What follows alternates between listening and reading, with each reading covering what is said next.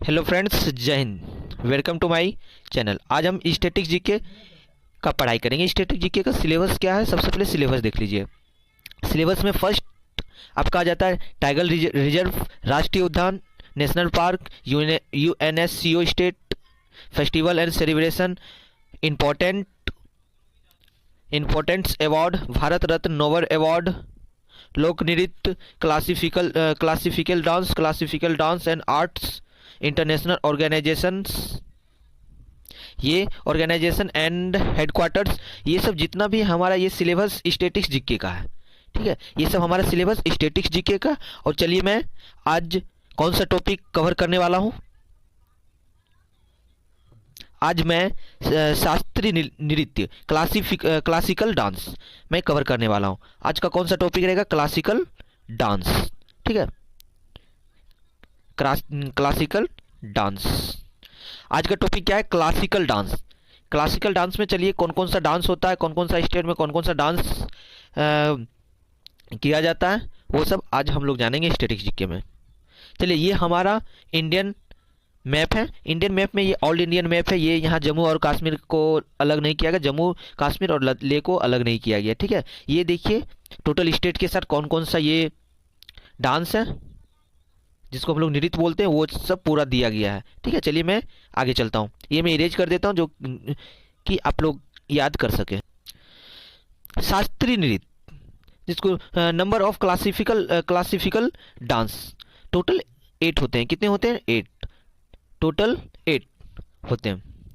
Number 2, संगीत नाटक academy के अनुसार नृत्य को 8 रखा गया। संगीत नाटक एकेडमी के अनुसार नृत्य को 8 रखा गया। संस्कृत मंत्रालय के अनुसार नृत्य को 9वें नृत्य है। संस्कृत मंत्रालय के अनुसार 9 नृत्य है। शास्त्रीय नृत्य की जानकारी कहाँ से मिलती है?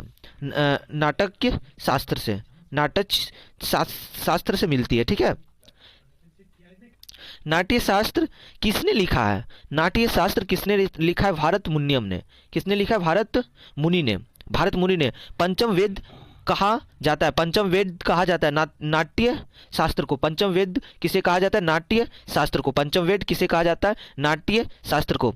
छिहु को अर्थशास्त्र का नृत्य कहा जाता है। छिहु को अर्थशास्त्र का नृत्य कहा जाता है। क्लासिकल डांस को किसको कहा जाता है? छिहु को।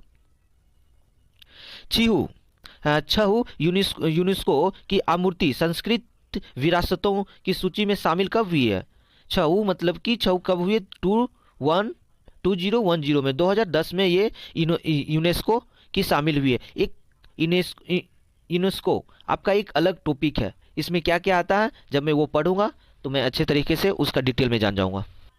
छहु 3 टाइप्स के होते हैं। कितने टाइप्स हो रहे हैं? छहु 3 टाइप्स के होते हैं। पहला आ जाएगा सराय केला छऊ, जो कि झारखंड का है। और मयूरभंज छऊ, जो कि ओडिशा का। मयूरभंज छऊ ओडिशा का है। पारुलिया छऊ, जो कि पश्चिम बंगाल का। छऊ कौन कौन सा स्टेट में होता है? सबसे पहले JOP, ठीक है ना। JOB बोल देना। JOB से छऊ बोलूंगा कहाँ होता है? जॉब में। जैसे झारखंड, O से ओडिशा, B से बंगाल। ये आपको याद रखना है। JOB छऊ कहाँ कहाँ होता है? JOB में, ओके।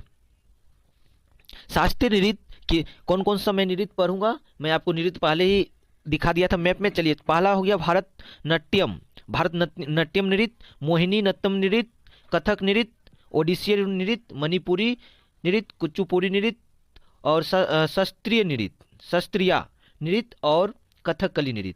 और ये मैं पूछूंगा भारत नाट्यम नृत्य कहाँ लोग मनाते हैं? भारत नाट्यम तमिलनाडु में, और मोहिनीअट्टम केरल में, कथक यूपी में, ओडिशा जिसको उड़िया बोला जाता है, ओडिशा में मनाया जाता है, और मणिपुरी मणिपुर में, कुचिपुड़ी आंध्रा में, आंध्र प्रदेश में, सत्रिया जो कि असम में मनाया जाता है। असम में एक और बिहू है। असम में क्या है? बिहू नृत्य असम में मनाया जाता है। कथकली केरल में मनाया जाता है। केरल में 2 हो गया, केरल में 2, मोहिनीअट्टम और कथकली। ये नृत्य आपका दिया गया। देखिए, उत्तर प्रदेश में हम लोग कथकली मनाते हैं, ओके। सत्याग्रह या बिहू असम में मनाया जाता है।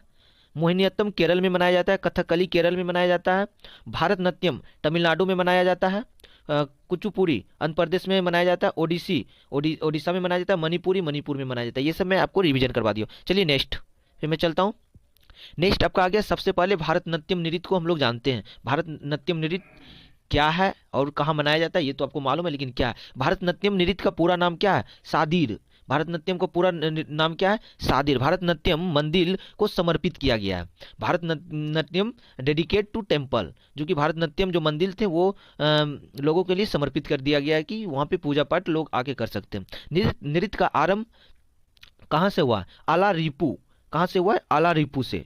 आला रिपू से ये क्या हुआ? बिगनिंग, डांस बिगनिंग कहाँ से हुआ? आला रिपू से। नृत्य का अंत कहाँ हुआ है? नृत्य का अंत तिलाना, तिलाना, ठीक है, नृत्य का अंत तिलाना से हुआ है। ठीक है, चलिए मैं नेक्स्ट पे चलता हूँ।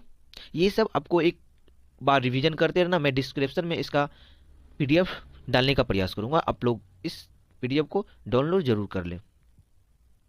भारतनाट्यम कितने भाग हैं? भारतनाट्यम डांस जो है वो कितने भाग हैं? इनके 6 भाग हैं, टोटल 6 भाग हैं। फर्स्ट है आला रिपू, फर्स्ट भाग क्या है मेरा? आला रिपू। ओके, आला रिपू हो गया। जाति स्वरम हो गया, जाति स्वरम, ये भी क्वेश्चन आ जाएगा कभी। आला रिपू किस नृत्य का पार्ट है? मैं क्या बोलूंगा? भारतनाट्यम। किसका मैं बोलूंगा? जितना भी है सब भारतनाट्यम का ही है। भारतनाट्यम जाति स्वरम क्या होगा? जाति स्वरम भारतनाट्यम का। शब्दम, शब्दम भी क्या है? भारतनाट्यम का है। वर्मम भारतनाट्यम का ही है।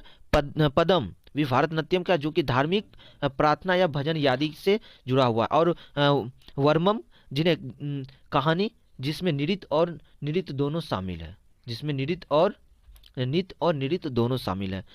तिलना, ठीक है, ये तिलना कहाँ कौन सा नृत्य से शामिल है? भारतनाट्यम नृत्य से। चलिए मैं नेक्स्ट चलता हूँ। नेक्स्ट पे क्या दिया गया मैं वो आगे देख रहा हूँ। भारतनाट्यम पाठ करने वाले व्यक्ति को क्या कहा जाता है? नटुब नार, नटुब नार। क्या कहा जाता है? नटुब नार। What is the person of the reactant poetry in Bharatanatyam call? नटू राम, नटुब राम क्या कहा जाता है? जो कि भारतनाट्यम कविता पाठ करने वाले व्यक्ति को नटू राम बोला जाता है। नाट्य रूप में स्वरूप पाने वाले भारत का पहला शास्त्र कौन है? Bharatanatyam. Indians first classical dance to take the form of a drama. Bharatanatyam नाट्य रूप का पाने वाला भारत का पहला शास्त्र नृत्य। ये बहुत ही इंपॉर्टेंट है, बहुत ही इंपॉर्टेंट है। भारत का पहला शास्त्र नृत्य जो कि स्वरूप पाने वाले कौन है? नाट्य। भारतनाट्यम पर ब्रिटिश सरकार ने कब प्रतिबंध लगाया था? भारतनाट्यम नृत्य पे भारत सरकार कब बैन लगाया था? 1910 मतलब 1910 को, 1910 ईस्वी को भारत सरकार ब्रिटिश सरकार ने भारतनाट्यम डांस पे बैन लगाया था। चलिए नेक्स्ट क्या है? नाटका मुख हस्ता मुद्रा का संबंध किससे है? नाटका मुख हस्त मुद्रा का संबंध किससे? भारतनाट्यम, जो कि 3 उंगली की जोड़कर ओम का प्रतीक बनाता है। 3 उंगली की, ये भी क्वेश्चन पूछा जाता है, 3 उंगली की जोड़कर ओम का प्रतीक बनाया जाता है किस डांस में? भारतनाट्यम, जिसको नाटका मुख हस्त मुद्रा का संबंध है। नेक्स्ट, चिदम्बरम मंदिर का गोपुरम पर किस नृत्य का चित्र अवस्थित है? किसका चित्र अवस्थित है? भारतनाट्यम का, जिसको शिव और हम लोग शिव का डांस बोलते हैं। ये ज़्यादातर ये तो मालूम ही है भारतनाट्यम कहाँ का डांस है? तमिलनाडु का। ठीक है, आप लोग देखे होंगे कि स्टोन बॉक्स में भी एक भारतनाट्यम का फिगर बना हुआ रहता है। ये हमारा मंदिर भारतनाट्यम का मंदिर है। आजकल का ये मंदिर इस तरह नहीं बनता है।